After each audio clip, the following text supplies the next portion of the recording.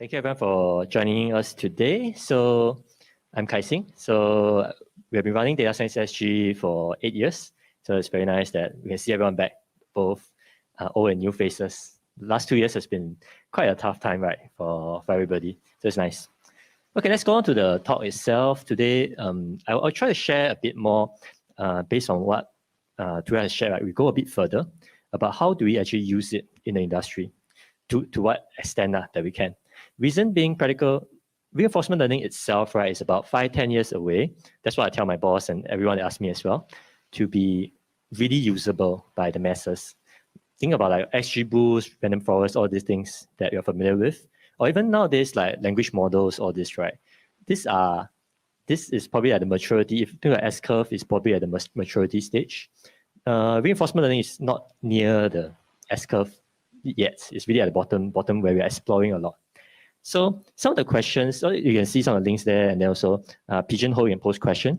So some of the practical things is what it can be used for. At the back of my deck, we'll have some examples, mostly in robotics. So what we see here, mostly in factories, robotics, processes. And the reason we will go through, as you go through with us, this example here, you start to realize that for things that you can control in an environment, like a factory floor, very defined process, possible to do some reinforcement learning. You need to create an environment for it to create this state action reward, like what Thia mentioned. If you want to do something like investment, which a lot of like, I work in finance, right? So a lot of the boss are like, can you create a reinforcement learning portfolio? I can. I will not invest in it. I can give it to you. I will never want to look at it again because you'll lose money. Because there are a few factors. Number one is you need the entire team of reinforcement learning, PhD scientists, engineers to maintain it. And number two is creating this environment of state action reward. Like you see here, driving car or games, right? It's very hard. So there are two branches. There's one team that focus on building the environment, and there's one team in building the algorithm. You need both. So this beautiful environment, we're going to talk about parking a car. It needs to be created first, and it needs to be able to factor in the entire state action reward, the training thing, and be able to kind of grow together the algorithm. Imagine doing this kind of thing for investment. You need to build an entire simulator first before you can have a nice reinforcement learning agent. That simulator, if you can build one, then you don't need a reinforcement learning. If you can simulate the market for some algorithm that you have to build a simulator in that scale, then you don't need reinforcement learning. You just own the market. So there's a lot of things to it. So there's also a question from Pigeonhole about poisoning. So the practical aspect of reinforcement learning agent we hear so far, right, it's very dependent on the reward function. And poisoning means that you purposefully adversary add a fake reward to the entire reward function, thus poisoning the outcome. The defense of that, we'll talk about some of the things, clipping, and some of the overseer things. Actor critic might come to play to solve it. So as we go along, we'll cover some of these practical aspects of it as well. So this is meant as a 1.5 hour workshop. I will speed run it, a lot of it. But the idea is we'll talk about soft actor critic with hindsight experience replay and ML ops. So actor critic. So this is a parking example. So you want to park a car. So if I want to build park a car model, if I tell you go and build one using supervised learning method, big data technology, one way is you go gather a lot of data about parking. You go to Europe and take a whole bunch of videos about how to park car in Europe. You take a whole bunch of way to park car in Singapore, all over the world, because parking car under different conditions. You take 3 months to gather all the data you can about parking car because you want to build a giant supervised learning model using big data. That might work, but that's not how anyone learns how to drive. Anyone learns how to drive by, number one, driving. Number two, you go to attend like a school or a trainer with you, and then the uncle will scream at you, like, what are you doing? And you'll kind of park the car. So let me show you some examples of this particular agent in work.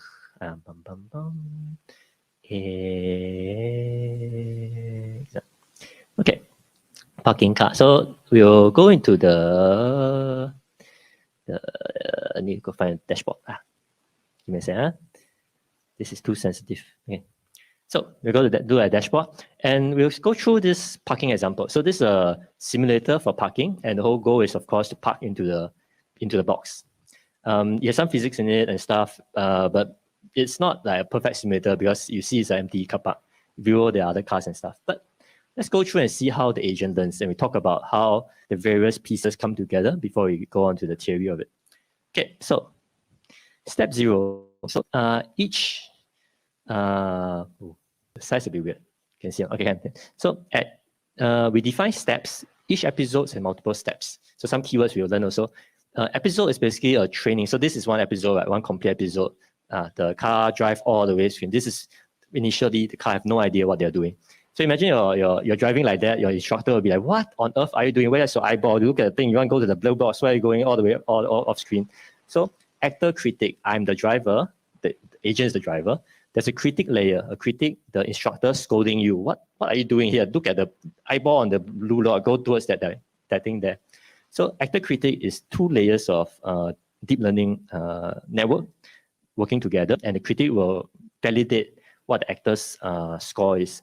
So you see, as we go further through the episodes, it's getting a bit better. I mean, it's still going off screen, but it's pretty stupid still. Nowhere near where we want it to go.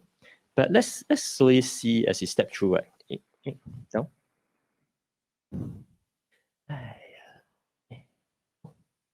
Okay, as you step through, right? What happens? They start to recognize something along the car park area. At least it's trying to stay within the car park area. Let's see this one. This one is still driving like a wild man. Okay, bad example. Okay, let's go. Okay, you're getting there. So it's getting some sort of reverse. So this is somewhat like what it's trying to reverse back so badly, right? So it went out of the screen, it's trying to reverse so badly, but it's timing out because it's taking too long. So what we see, so for the first time it succeed. It managed to reverse in. So it's learning from its mistake. The actor critic is playing along with each other. So there are 2 layers talking to each other. And as we simulate this process, it gets somewhat better and better.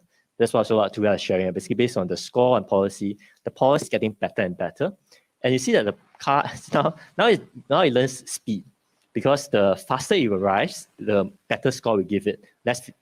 Not really fuel, but the speed is one of the factors for good reward. So it's driving like very fast to get to that point.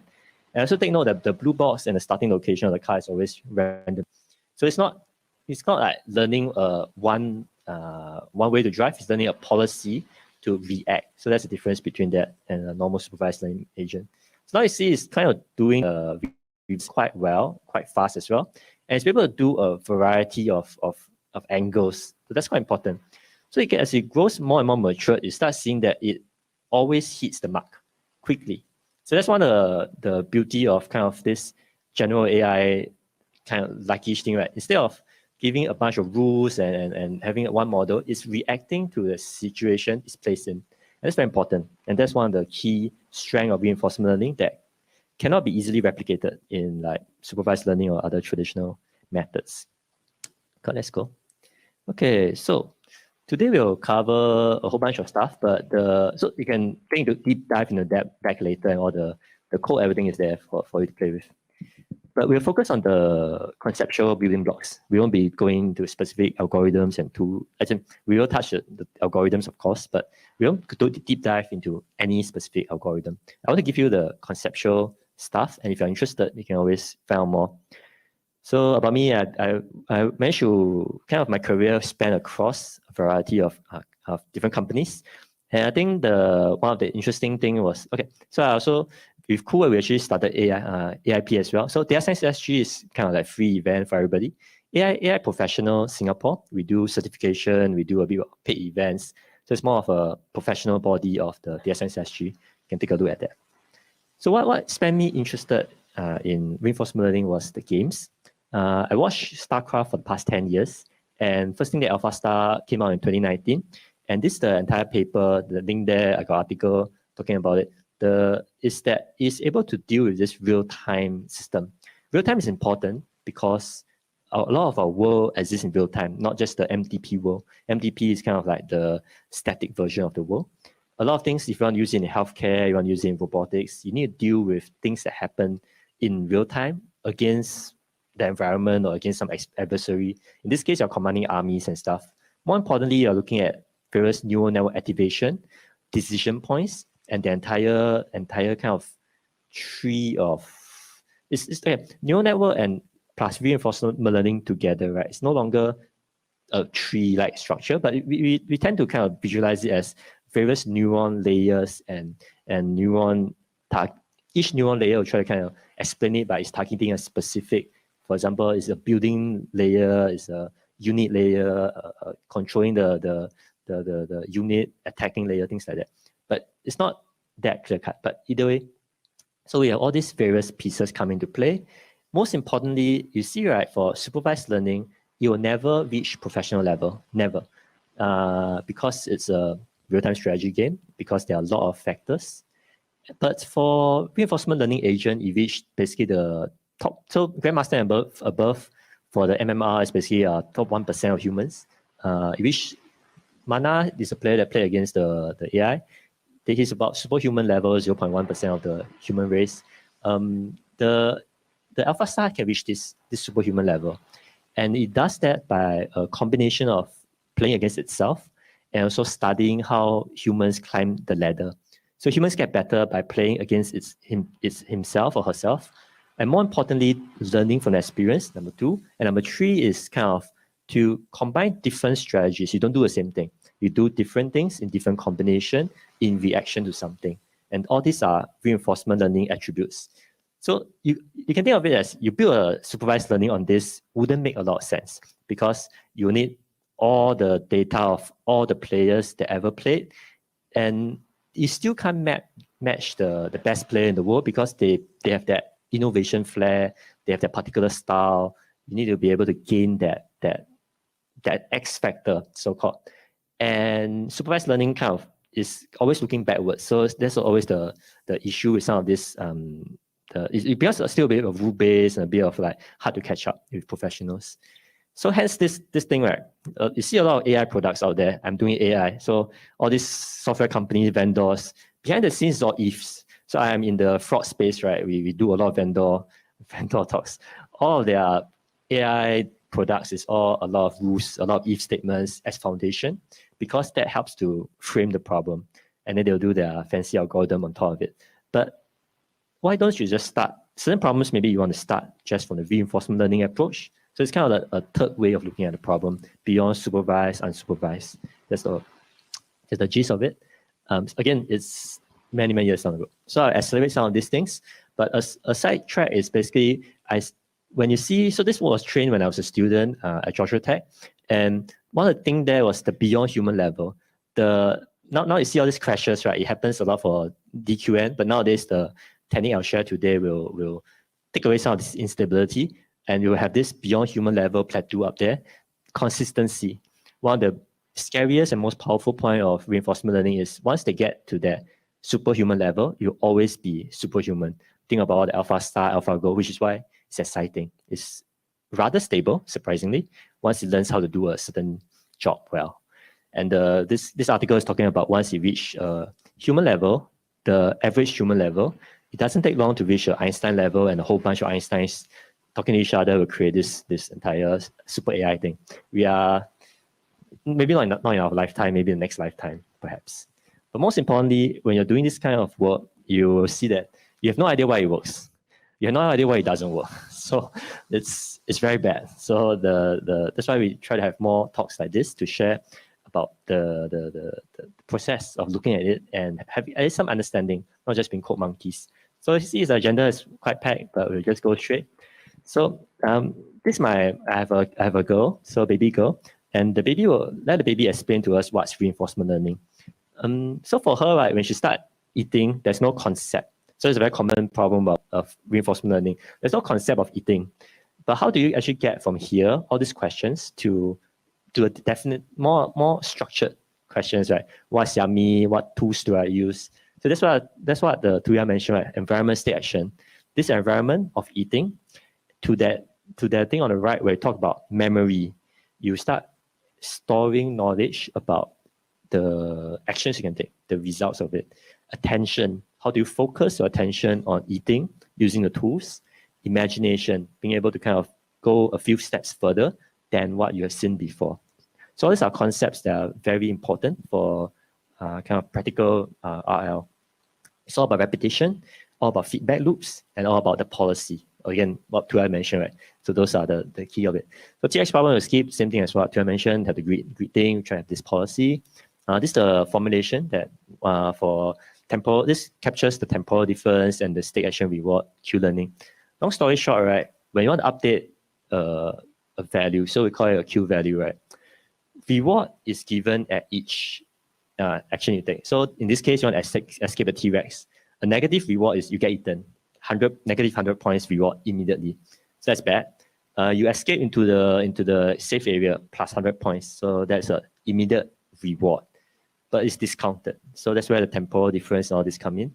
Discounted because you want to build an agent that will learn not just to avoid the T-Rex, not just to get to the exit, but the entire pathway to avoid the T-Rex and get to the exit. The journey is important, very much more so than the outcome actually, more so the learning.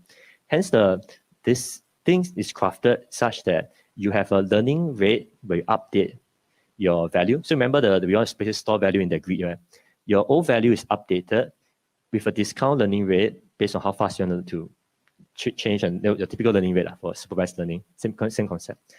With a discount factor of your future value estimation. So based on what happened, you'll get closer to T-Rex, higher chance to get eaten, or get closer to your exit point, higher chance to escape. So all these will be discounted and added to the temporal part of it, and this will be basically added to the Q value. So Q value is it captures the reward, short-term reward, long-term reward. That's what value function means. The wiki is actually very good. So you can say it's a wiki link, so they'll explain the whole thing nicely. In code, it's actually not that bad. Code is actually a literal translation of what I just said. And nowadays, later we'll see a lot of the functions. You don't even code the Q value out anymore. You just call it like a scikit-learn like that. So we'll talk about that later. Okay, some challenges we need to get through these pieces. These pieces will help you understand a lot of papers and a lot of the work that's been done in the modern approach. So again, it's a bit abstract, but when you put it together in the code, you'll see how this works. Doing grid doesn't solve anything. I mean, it's a very good tutorial to get started, but doing grid world doesn't solve real world problems. Hence, we need functional approximation. We cannot calculate every single grid score. Not possible in the real world. For example, in Go, there will be like billions of stars equivalent, billion upon billions of combinations. Not possible to fill out the grid. But in the supervised learning world, we know how to solve it. We use a model to represent, let's say we want to build a fraud system. We don't need to have fraud data for all the combination. We can have a fraud model, a best fit model, to represent fraud in general for this particular kind of fraud, for example. So similar concept, we built a functional approximator to approximate what will happen if we take the action without taking the action. So we use some of the things that we learn along the way as the robot drives around. You pick up some of this reward function, things like that, the reward value, update Q value, and then we do a functional approximation and we focus on the loss. So a large part of the models are about this loss function, how to optimize it. This is very old code. This is like many years ago. Now then cleaner ways to write it. But long story short, there's an optimizer, and we try to kind of reduce basically the loss function based on the difference between our functional approximator model and the somewhat actual value that we can derive from. We have seen. So that's one. Functional approximator helps you scale up. Exploitation is nothing new. A lot of the models, supervised learning model does it. So more importantly is how do you balance it? So the epsilon decay is a typical, again, from supervised learning world, epsilon decay, things that will have this temperature thing where you start off exploring a lot and then you eventually exploit your knowledge to be able to run it. So there's this probability thing that will based on will change over time. So at first, the probability of taking a random action to explore is very high. And over time, you become less and less random. You kind of be able to do the actual action, that the most optimal action. So this part is the so cute, so dumb phase, right? You see it's crashing, it's flying all over the place. It's like not doing anything that's useful, but it's actually learning and building up the ammo, building up the knowledge. Then it goes to the tipping point. You always see that. And then you have this beyond human level, and you can see the robot is landing better and better into the thing. Same as the driving, right? It gets better and better. So that's the exploitation.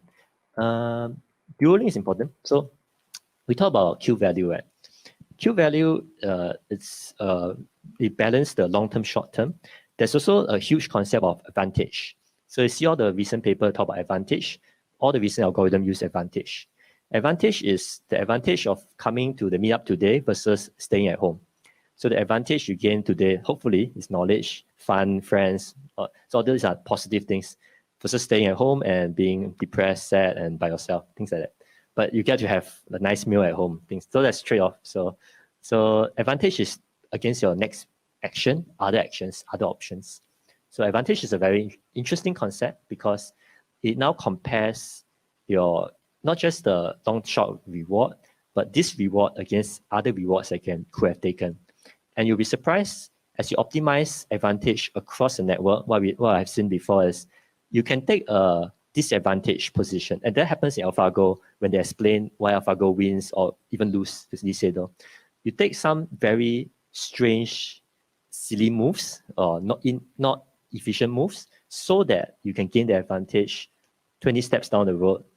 This particular seed that you place, this particular move that you play can be used to your advantage. So it's a long-term thing, also kind of balance the other trade-off, the other moves that can branch from this. So that's a very important concept. Okay, so advantage calculator like that. And advantage, code-wise, again, is very simple. You just split up the value and function. So you can see that actually back-end, again, you don't implement advantage anymore nowadays, you just call it. Back-end is not that hard. Back-end is just splitting up. There's a lot of math to prove that it works. There's a lot of concepts behind it, but the actual code itself is not super hard. And that's what I'm trying to bring across as well. When you bring everything together, it's super hard. So don't try to code reinforcement learning algorithms from scratch. You'll die. So use a package. Yeah, I'm just telling you this is how it works lah. So as you know. Now experience replay very important. Experience and all this that we mentioned. The experience replay actually get a bunch of batches of experience so that you can train your model. For example, car. Parking a car, I want it to learn how roughly to deal with situations, to move backwards, to turn the vehicle. I do not want it to remember the whole sequence because this sequence will almost never occur again in the real world. It will always be slightly different. I mean, for those who seen people park car, even park or drive yourself, right? You'll never get the same situation. So spin out the mini batches, and also later we'll talk about some other more intelligent way of using experience. Is very important. So experience itself is an asset that you must fully utilize, and there are many ways to do it. And we'll learn about hindsight experience later, which is very fun. Okay, almost there. So separating and double. So again, these are keywords that you'll hear a lot in the papers and the methods. Separating the target layer and having a separate target layer and value layer. We'll see that image later. And having double Q network to kind of one to generate and one to select the action.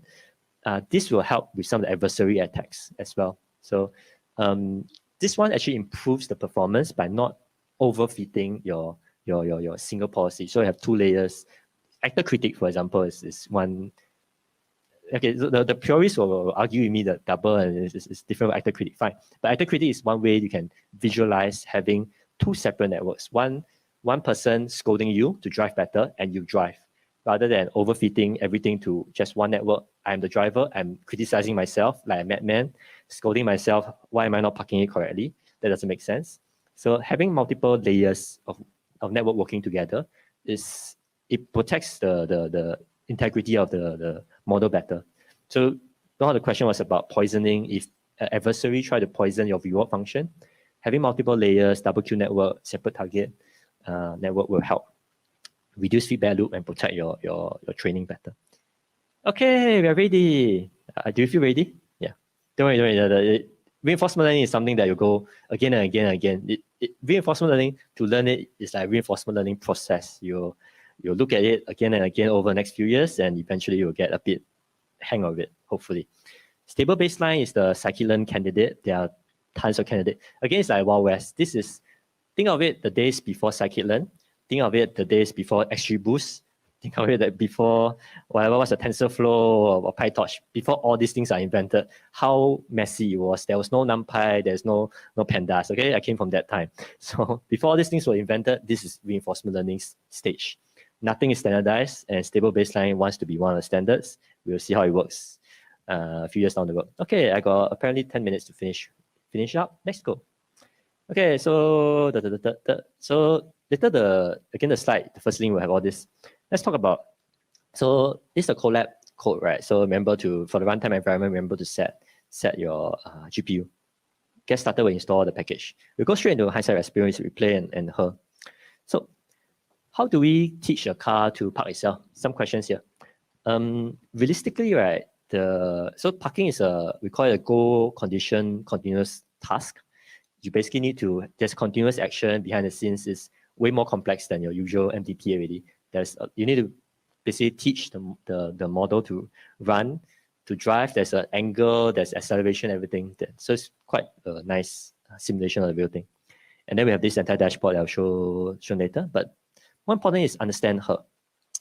Okay, so experience can be used in many ways. Hindsight experience replay, replace your experience. Think of it as the baby, actually my kid was learning how to eat. Now the problem with a lot of reinforcement learning agent training in the real world, and I've seen that, is it's very sparse. In the sense that there's very, very few success.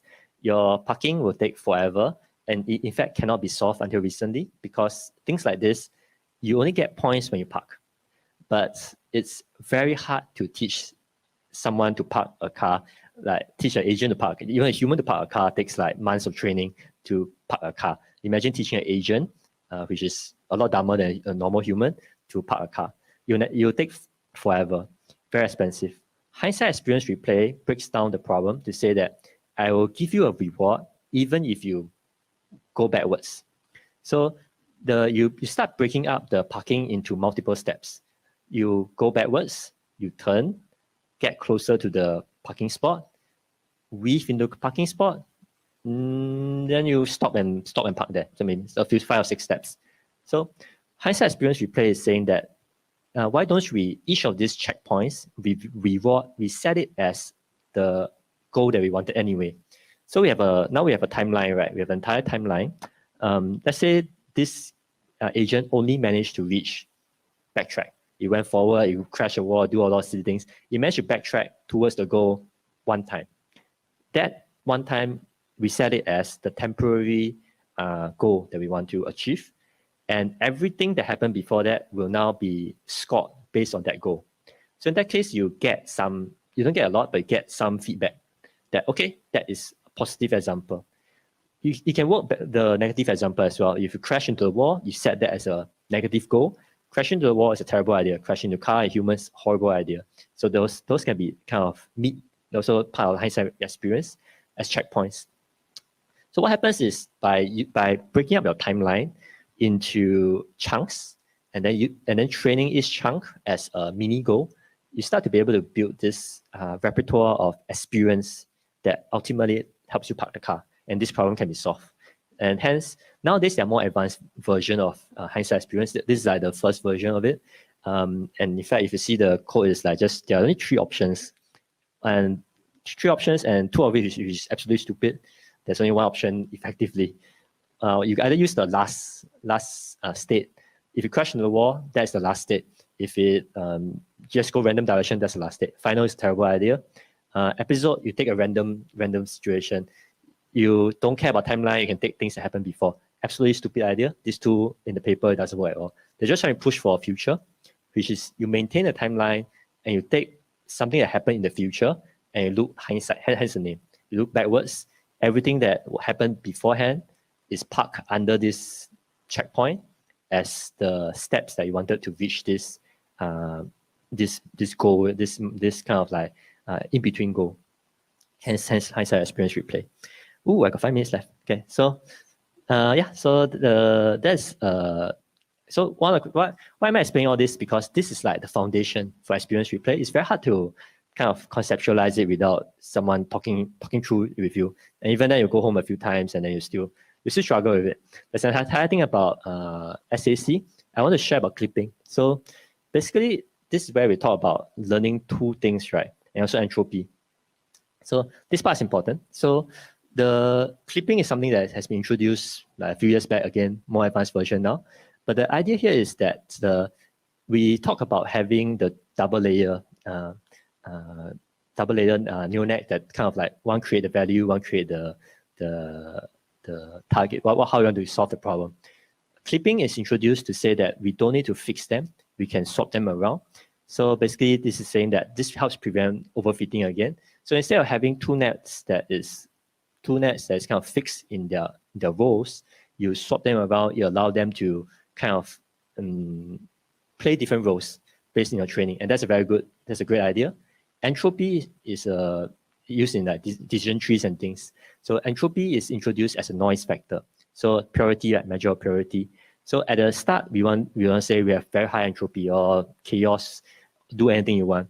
And as we go along, we decrease the entropy layer. So that's remember we talk about the how it balance the exploitation. So entropy is a modern approach to it. Again, there are even more modern approach than what we see here.